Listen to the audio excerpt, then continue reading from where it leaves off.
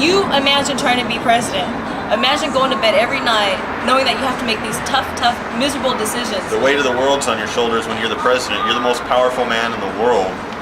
And you've got a lot of obligations to a lot of people. You can't just make rash decisions. People think it's so easy and that they could do so much better, but they haven't stepped 1 foot, their feet in Bush's shoes for one step, They don't know what it's like to be the president, so they just sit there and run their mouths and they don't know what's going on. If they're not gonna run for the presidency, then they just mind their own fucking business. I wish the liberals were as passionate as they were on 9/11. Everybody was so angry, everybody was so upset that day. I don't see that passion anymore. All I see is a lot of crying, a lot of moaning, a lot of bitching and hating towards everything that's trying to be right for us. What we're trying to do right now is protect our future and our kids. And people don't see it that way. If people would just be as passionate as they were after 9/11, a lot more things would get accomplished. And what do you guys say to people who say stuff like, they just went to Iraq to get oil and there's a lot of oil involved in it? You know The what, if gas it wasn't price has been up since we've been there almost 3 times as much. I mean, what did we go up $1.50 since we started this war? They went up a huge amount. It went up a huge amount since the war started. $2. This is not about the oil. This is about protecting American life. You know what, if it wasn't for oil, you and I would not be sitting here right now. You would not be comfortable right now. You wouldn't have that fancy camera in your face. So don't tell me this is not for you too. This is for everybody. It's for you, me, everybody around us, for our kids, for future generations. This is a good thing for the future. I say we go take the fucking oil. Losing lives is devastating. But if you compare it to what happened with the past wars, we've lost many, many more lives in past wars. And if it wasn't for them fighting for us, we wouldn't be sitting here today talking about this. And what do you guys think on North Korea? About the nuclear threat, like North Korea? I think he's gonna fall off of his wooden shoes before he can do anything. His wooden shoes? Yes, those big shoes that he wears. Fucking nuke him. Anybody who's a threat to America, wipe him off the face of the fucking planet. Maybe he's just a farce. Maybe he's just, part of the whole Chinese thing. He's just a cover up for the Chinese. Well, he's involved with Chinese. What do you guys think on Africa about the wars going on there that we kind of didn't get involved in? Well, it's unfortunate the problems that Africa is having, and yes, when we can, we should step in, but right now we've got problems of our own. We can't feel bad about the past where we didn't step up when maybe we could have. When there was no wars going on in America, we did stand idly by and let a lot of things go on there, but, we can't kill ourselves for the past. That's the past. If there's another opportunity, hey, I vote that we go there and we stop any wars that we can. We should promote world peace, but if there's something going on right here in America, I think it deserves all of our attention, and we shouldn't be sideswiped by problems in other countries. We need to make sure that we wipe out the threat that's here in America before we worry about what's going on anywhere else. So in Africa, if they went there, it'd be like spreading themselves too thin kind of thing. That's what? Yeah, we need to finish what we started before we venture off somewhere else. And what do you think about stuff going on here, like with the economy, or do you think things are getting better, worse, and what do you think about Katrina, how they handled that?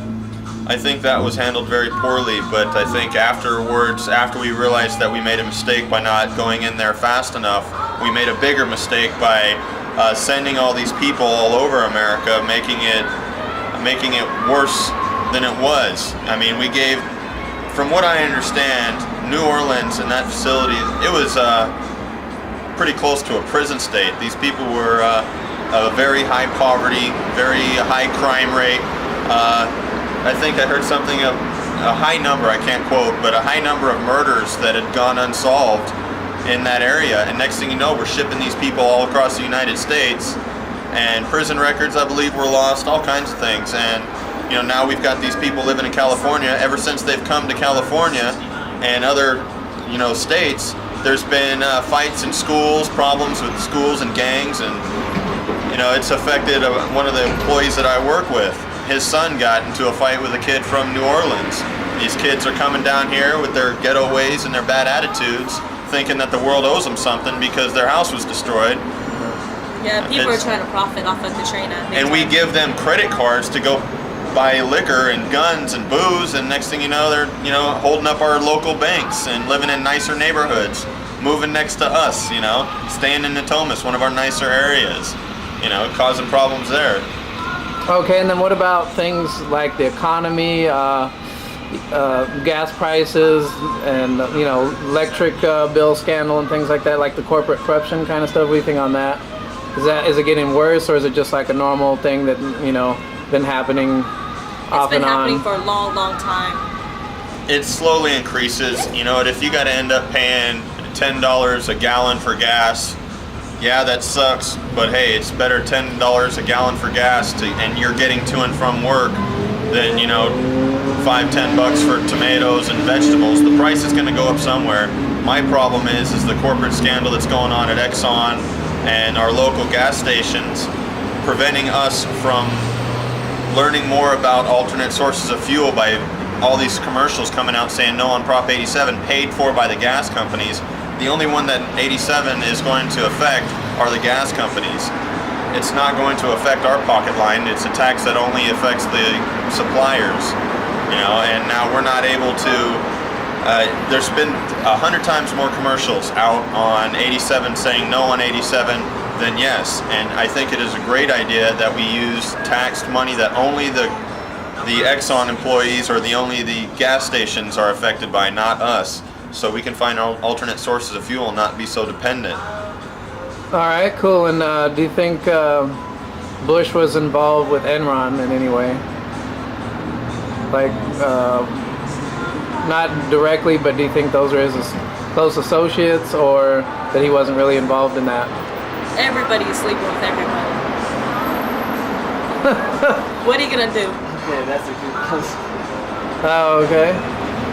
I don't know who is involved. If Martha Stewart did it, I don't think anybody else got out of it.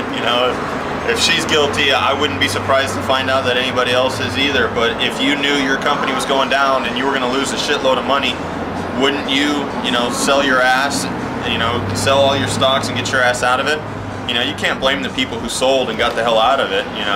It's people who knew that it was going up and then, going up with no base. People who knew it was going to come crashing down and sold right before. Those are the people that should be prosecuted. People who just found out about it and got out of it while they could. I don't blame them. I would too. Wouldn't anybody? All right. And do you think? Last question I can think of at the moment is: do you think terrorism in America is a big threat, or is it overhyped? It's a big threat. Try saying it's not a big threat to all the people who died, all the family members that have lost family members, all the people who jumped out of the building, so make sure that they didn't burn to death. Try to say that's not a big threat. I don't think terrorism is a big threat from other countries. I think terrorism is a big threat here. Well, I think I'm the more only afraid of important people place. here inside the United States than I'm afraid of people outside the United States. Look at every day, look around you. There's more threat here at home than there is from other people away from home. From the common Joe, you mean? Yes, I'm more afraid of people around here. But no matter where it's coming from, terrorism is terrorism. And yes, it is a problem. We need to be more secure. I think that more stops. I know that we've been, getting a little extensive when it comes to letting people on planes and things like that. But you know what? That's the price you got to pay whenever you want to keep your country safe. Same thing with stadiums. They need to be checked for bombs, anthrax, whatever, any kind of explosive devices, fire. A panic could kill hundreds and thousands of people if they did it in the right way. Crash a building into a stadium. Thousands of people could die. And we've got to do what's right for America. Okay, react to these two quotes, if you would. Only two defining forces have ever offered to die for you: Jesus Christ and the American GI. One died for your soul, the other for your freedom. Well, bullshit and bullshit. The first one, I don't think that that's sort of like the end of the story when you talk about somebody dying for us or for me. I think there are lots of reasons why people die for different goals that they're standing up for, and we're just at a point in time down the road where things have culminated. With regard to the war, the soldiers, I don't want them dying for me or my freedom. I don't need them to be dying and they're not over there dying for my freedom. Our freedoms were never threatened by Iraqi people.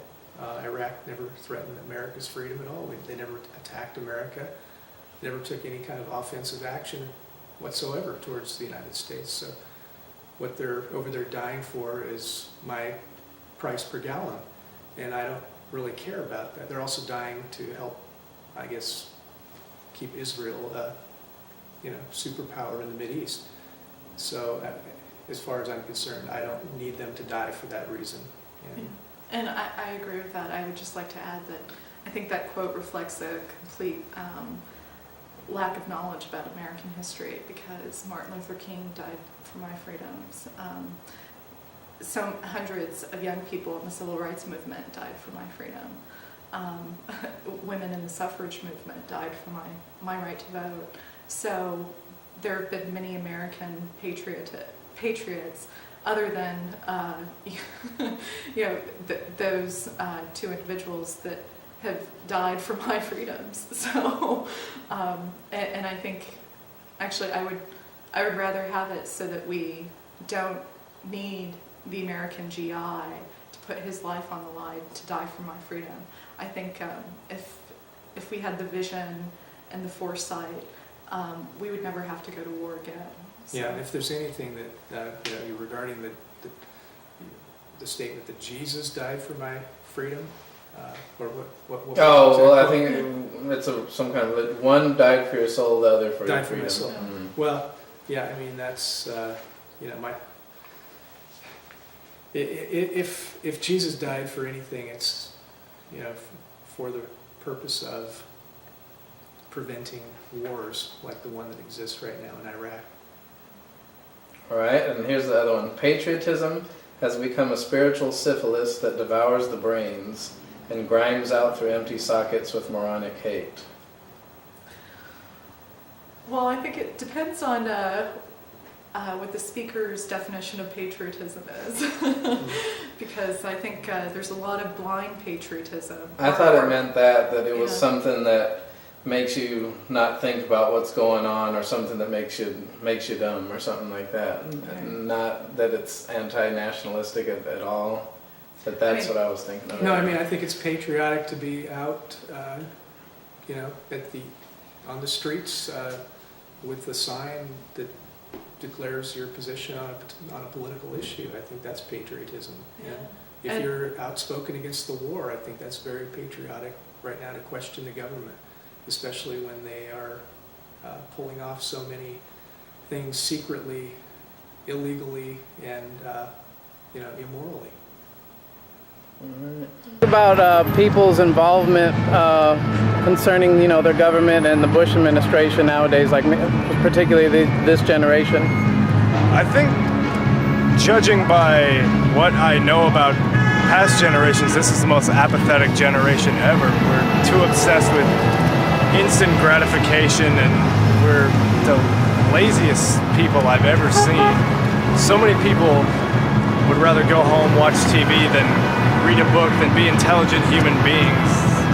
I mean, we're so obsessed with the drugs around us, literal and illiteral, that we just want to choose convenience over integrity. Exactly. Like most of the time, people just don't really give a shit about much of anything, except for just stuff that doesn't really matter, Kind of like stuck to the 9 to 5 or something, kind of thing like that. One more time? Kind of like stuck in the pattern of the 9 to 5 job thing exactly. there. They're just too wrapped up in their own life to just take a minute and look around, like wake up and just form some opinions on things. They doesn't have to agree with us, but just have an opinion. Most people don't, at least about stuff that matters. Yeah, that's sad. There's a lot of shit going on today that is gonna. If we're not trying to do something about it now, it's gonna come and bite us in the ass worse later. So if you don't do something about it now, then it'll be up in your face later, and you're probably forced to do something then. Yeah, just stop the problem before it gets bigger. Because it's already started. I'd say stop before it starts, but before it progresses and turns into a big ugly monster type thing. All right, good point. people just need to wake up and realize what's going on in the world today, that everything is not what it seems, that pretty much all the superpowers, news media, Democrats, Republicans, they're all working for the same thing, and that is the upper class. And we are not the upper class. America is not the upper class. That's